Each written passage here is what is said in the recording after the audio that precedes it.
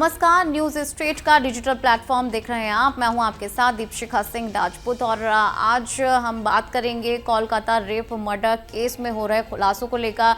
जिस तरह से तफ्तीश चल रही है इसको लेकर आपको पता ही है कि पूरे देश में इस केस को लेकर लगातार हंगामा मच रहा है। लोग चाहते हैं कि जो इसमें आरोपी है उसे सख्त से सख्त सजा मिलनी चाहिए। संजय रॉय जो कि इसका जो मेन आरोपी है उसको लेकर लगातार जो तफ्तीश है वो चल रही है। हर एंगल से इस केस को देखा जा रहा है और हर दिन इसमें नए खुलासे हो रहे हैं। तो हम इसी पर हम चर्चा करेंगे, आगे बढ़ाते अपनी बातचीत को। तो कोलकाता रेप मर्डर केस में जैसे खुलासे हो रहे हैं, अब जिस तरह से डीएनए सैंपल लिया गया था आरोपी का संजय रॉय का, वो मृतिका के साथ जो है वो मैच हो चुका है। तो इस पूरे मामले में सीबीआई जांच जो है वो पूरे तरीके से अपने अंतिम चरण में है, आखिरी चरण में है और अब जो है कि पूरा केस परत दर परत जो है पूरे तरीके से खुलकर सामने आ रहा है। हालांकि इससे पहले लगातार ये बातें सामने आ रही थी कि जिस तरह से ये जघन्य अपराध हुआ है इसमें सिर्फ ये एक व्यक्ति का काम नहीं है, इसमें और भी लोग हो सकते हैं।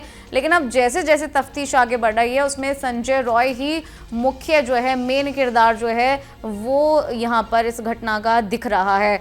और सूत्रों के मुताबिक जो मृतिका है और जो आरोपी का डीएनए है वो पूरे तरीके से मैच हो चुका है। जो डीएनए की जो रिपोर्ट है वो सीबीआई के पास पहले ही पहुंच गई थी और इसके साथ ही इसको फाइनल ओपिनियन के लिए सीबीआई की जो टीम है उसने अपनी तरफ से एम्स को भेज दिया था।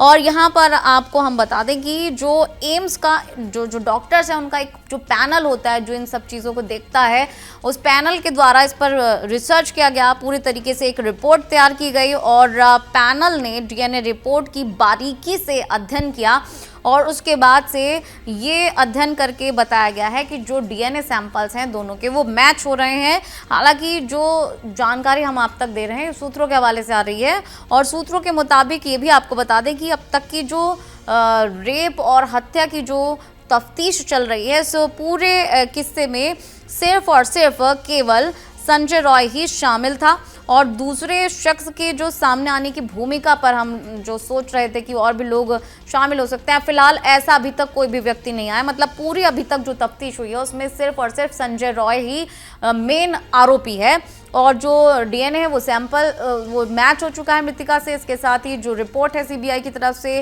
वो एम्स के डॉक्टर्स को भेज दी गई है, उस पर अध्ययन हो चुका है और ये फाइनल हो चुका है कि दोनों के डीएनए जो है वो सेम है, मैच हो रहे हैं। तो इसके अलावा और यहाँ आपको ये भी बता दें कि सीबीआई अब इस पूरे मामले में लगातार लोगों से पूछताछ कर रही है और देखिए कि 100 से ज़्यादा ऐसे लोग हैं जिनसे पूछताछ की गई है और उनके जो बयान है सीबीआई के द्वारा वो दर्ज किए गए हैं। इसके साथ ही 10 लोगों के पॉलीग्राफ टेस्ट भी कराए गए हैं जो कि सीबीआई की एसओपी का हिस्सा रहे थे।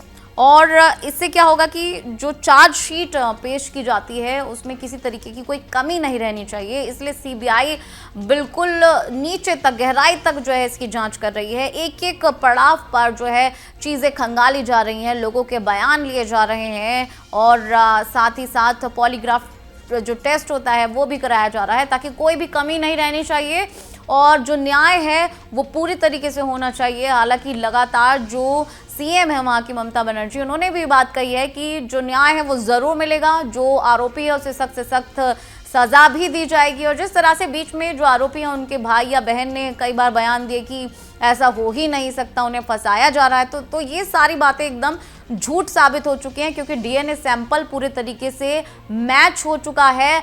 अब क्या है कि सीबीआई की तरफ से जो सारी चीज़ें निकल कर आई हैं उसके बाद लोगों को इंतज़ार है कि कब जल्द से जल्द इस आरोपी को सजा मिल जाए और जो मृतिका हैं उनको जस्टिस मिले, न्याय मिले, उनकी आत्मा को शांति मिले। तो इस वीडियो में फिलहाल इतना ही। कैसा लगा आपको हमारा ये वीडियो कमेंट करके जरूर बताइएगा, हमें लाइक कीजिएगा, सब्सक्राइब कीजिएगा। धन्यवाद। न्यूज नेशन अब व्हाट्सएप पर खबरों की ताजा अपडेट के लिए न्यूज नेशन के इस क्यूआर कोड को स्कैन करें।